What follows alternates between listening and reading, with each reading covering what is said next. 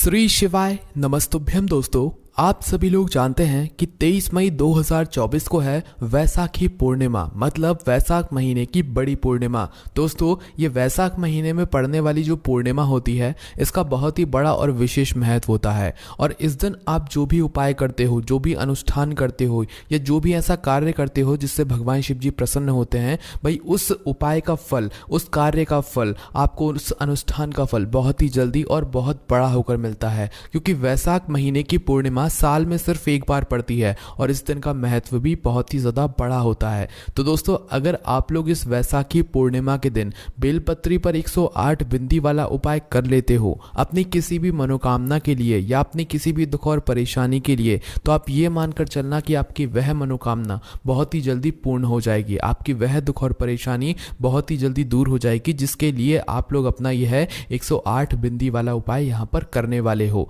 दोस्तों पंडित जी ने बहुत सारे ऐसे उपाय हैं जो कि अपनी पहले की कथाओं में यहाँ पर बताए हुए हैं, पर बहुत सारे लोग उन उपायों को भूल चुके हैं और उन उपायों के बारे में बात भी नहीं करते हैं, जिसकी वजह से पंडित जी के आधे उपाय तो लोगों के सामने आते ही नहीं हैं। इसीलिए दोस्तों उन्हीं में से एक उपाय यह बेलपत्री पर 108 बिंदी वाला उपाय भी है, जिस उपाय को करने से आपकी सारी प्रकार की मनोकामनाएं पूर्ण होती हैं और इस उपाय को आप अपनी सभी प्रकार की दुख और समस्याओं के लिए भी कर सकते हैं। तो दोस्तों अब हम इस वीडियो में जानते हैं कि इस 108 बिंदी वाले उपाय को आखिर आप में से करना किसको है, किस समय करना है, कहां पर करना है और उपाय को करने की विधि क्या है, और उसके साथ में हमें और क्या चीज करनी है जिससे कि हम इस दिन भगवान शिव जी को प्रसन्न कर सकें और भगवान से अपनी मनोकामनाओं को पूर्ण करवा सकें। ठीक है, तो सबसे पहली चीज दोस्तों हम ये जान लेते हैं कि इस 108 बिंदी वाले उपाय को आखिर घर में से करना किसको है। तो देखो घर की जो बड़ी माताएं बहनें होती हैं, घर की जो बड़ी सदस्य होती हैं, उनमें से अगर कोई एक बड़ी माता बहन इस वाले उपाय को करेगी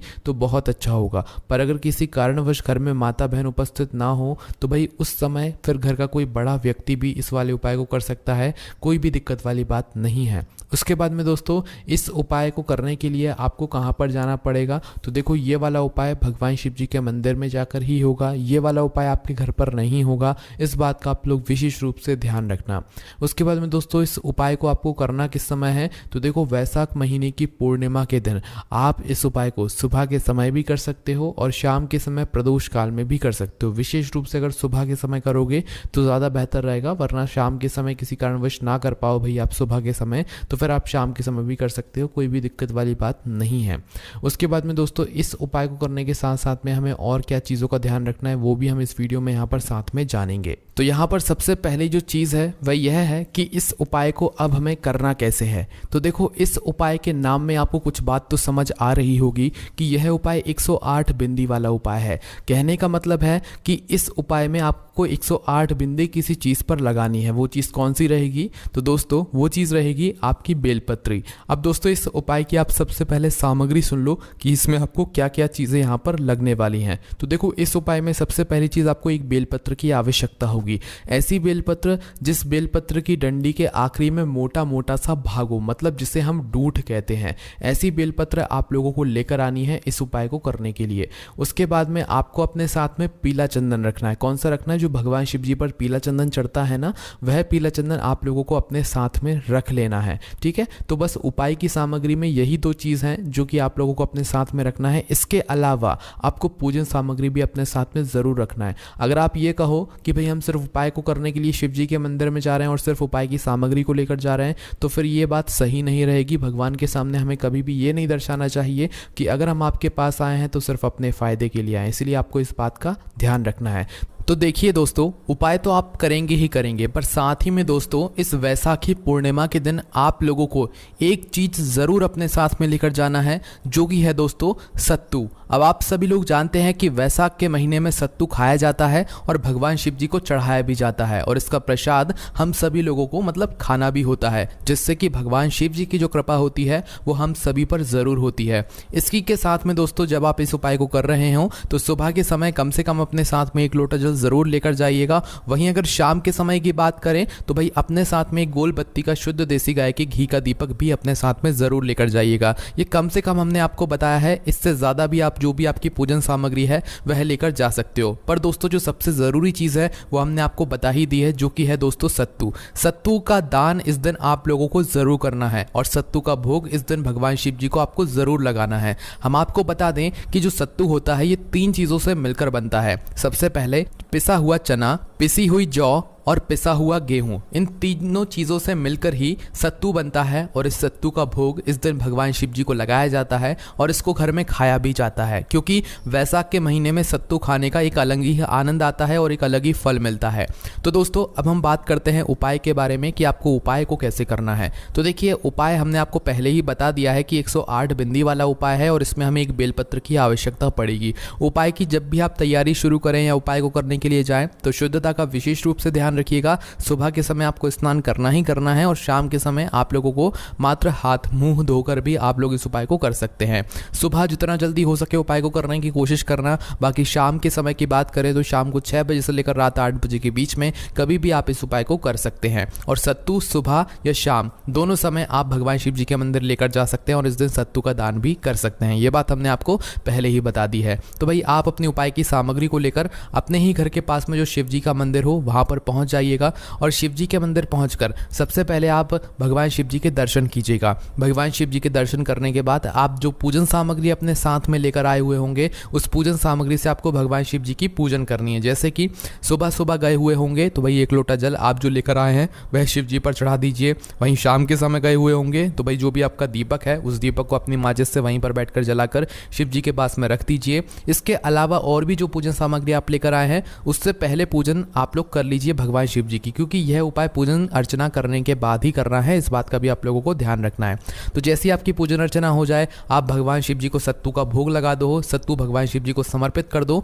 मतलब सत्तू समर्पित करने का ये मतलब है कि आप भगवान शिव जी के लिए एक किसी भी पात्र में सत्तू लेकर जाएं और सत्तू भगवान शिव जी की शिवलिंग के पास में कहीं पर रख दें। ठीक है, इस सत्तू को आपको जलाधारी के ऊपर नहीं रखना है, इस बात का विशेष रूप से ध्यान रखिएगा। पास में कहीं पर शिवलिंग के पास में ही आप सत्तू को रख दीजिएगा और भगवान शिव जी से बोल दीजिएगा कि आज हम आपके लिए सत्तू लेकर आए हैं, इसको ग्रहण कीजिए, है ना। ऐसा बोलते हुए आपको सत्तू वहीं पर रख देना है। उसके बाद में दोस्तों अब आप शिवलिंग के पास में सामने कहीं पर भी बैठ जाइए जहाँ पर बैठकर आप लोग यह वाला उपाय करने वाले हैं। ठीक है, तो उपाय को करने के लिए सबसे पहले आप अपनी वह बेलपत्र निकाल लीजिए जिस बेलपत्र से आप अपना यह वाला उपाय कर रहे हैं। देखिए बेलपत्र में की डंडी में एक आखिरी का एक मोटा मोटा सा भाग होगा जिसे हम डूट कह रहे हैं। उस डूट को आपको तोड़ लेना है। ठीक है, उस डूट को तोड़ने के बाद आपको उसी डूट से क्या करना है कि इस बेलपत्र की पत्ती पर क्या करना है, बिंदियां लगानी है। किससे बिंदियां लगानी है? जो आप अपने साथ में चंदन लेकर आए, वह चंदन किसी एक पात्र में रख लेना छोटे से। उसके बाद में उसके अंदर पानी डाल लेना, पानी डालकर उसको घोल लेना। ठीक है, घोलने के बाद जो चंदन बन जाएगा उस चंदन के अंदर आपको इस बेलपत्र की डंडी के आखिरी वाले भाग को भिगोना है, मतलब डूट को भिगोना है। और चंदन में भिगोने के बाद आपको इस डूट से उसी बेलपत्र की तीनों पत्तियों पर बिंदी लगानी है। कितनी बिंदी लगानी है? 108 बिंदियां लगानी है। और यह बिंदियां आपको श्री शिवाय नमस्तुभ्यम बोलते हुए ही लगानी है। एक बिंदी लगाओगे श्री शिवाय नमस्तुभ्यम बोलोगे, दूसरी बिंदी लगाओगे श्री शिवाय नमस्तुभ्यम बोलोगे। इसी प्रकार से आपको हर बिंदी को लगाते समय श्री शिवाय नमस्तुभ्यम जरूर बोलना है। अगर उस बेलपत्र की पत्तियों में जगह की कमी पड़ जाए, आपको बिंदी लगाने जगह ना मिले, तो भाई एक के ऊपर एक बिंदी भी आप लोग लगा सकते हो, इसमें कोई भी दिक्कत वाली बात नहीं है। और बेलपत्र की तीनों पत्तियों को मिलाकर आपको 108 बिंदी उसी डूट से लगानी है जो डूट आपने बेलपत्र की आखिरी वाले डंडी वाले भाग से तोड़ा हुआ है। ठीक है, इसको चंदन में भिगोकर ही जो है लगानी है। आप चंदन में उस डूट को बार बार भिगो सकते हैं, इसमें कोई भी दिक्कत वाली बात नहीं है। ठीक है, भिगोने के बाद आप इस बेलपत्र की पत्ती पर बिंदी लगाना शुरू करें और 108 बार आप लोग जो है उसके ऊपर बिंदी लगाएं। हर बिंदी को लगाते समय श्री शिवाय नमस्तुभ्यम जरूर बोलें। जैसे ही आपकी सभी पत्तियों पर मतलब पूरी 108 बिंदियां उस डूट से लग जाती हैं, उसके बाद में अब आपका यह उपाय विशेष रूप से यहाँ पर शुरू हो रहा है। ठीक है, तो इस अब आपको बेलपत्री को उठाना है। जिस डूट से आप बिंदियां लगा रहे थे वह डूट आप वहीं पर पास में रख दीजिए, उसको समर्पित नहीं करना है। ठीक है, इस बात का ध्यान रखना। अब अपनी वह बेलपत्र को उठा लीजिए और उस बेलपत्र को उठाकर आपको कहाँ पर समर्पित करना है? जहाँ पर शिवलिंग होती है, शिवलिंग के ऊपर समर्पित करना है। बस शिवलिंग के ऊपर समर्पित करते समय आपको इस बात का ध्यान रखना है कि जो उस बेलपत्री की डंडी होगी उसका मुख आपकी तरफ होना चाहिए और बीच वाली बड़ी पत्ती का मुख आपके सामने जो भी दिशा होगी वो अपने आप ही उसकी पत्ती का मुख हो जाएगा, पर डंडी का मुख आपकी तरफ होना चाहिए। इस बात का आप लोगों को ध्यान रखना है, ठीक है। तो क्या करना है, उस बेलपत्री को डंडी का भाग अपनी तरफ करके शिव जी की शिवलिंग के ऊपर आपको समर्पित कर देना है। और जैसे ही आप इस बेलपत्र को समर्पित कर देते हैं, भगवान से अपनी वह मनोकामना बोलिएगा जिसके लिए आप लोग अपना यह वाला उपाय कर रहे हैं। उपाय करने के बाद, मनोकामना बोलने के बाद भगवान के सामने 2 मिनट बैठकर श्री शिवाय नमस्तुभ्यम का जाप जरूर कीजिएगा। उसके बाद में भगवान को धूप देकर वहां से उठ जाइएगा। जैसे आप धूप देकर वहां से उठते हैं, आप अपने घर पर वापस आ सकते हैं और आपको ये वाला उपाय यहाँ पर पूरा हो जाता है।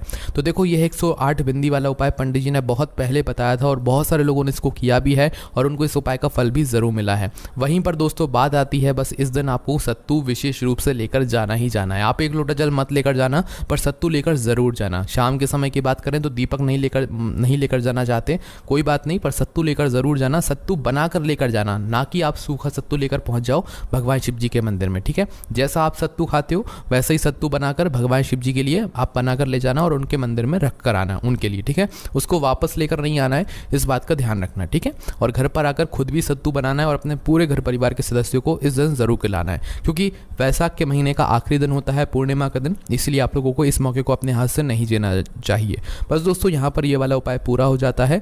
इस उपाय को करने में अगर आपको कोई भी दिक्कत, समस्या या परेशानी आती है तो उसे अपने कमेंट करके पूछ सकते हैं। ओम नमः शिवाय, जय भोलेबाबा, श्री शिवाय नमस्तुभ्यम।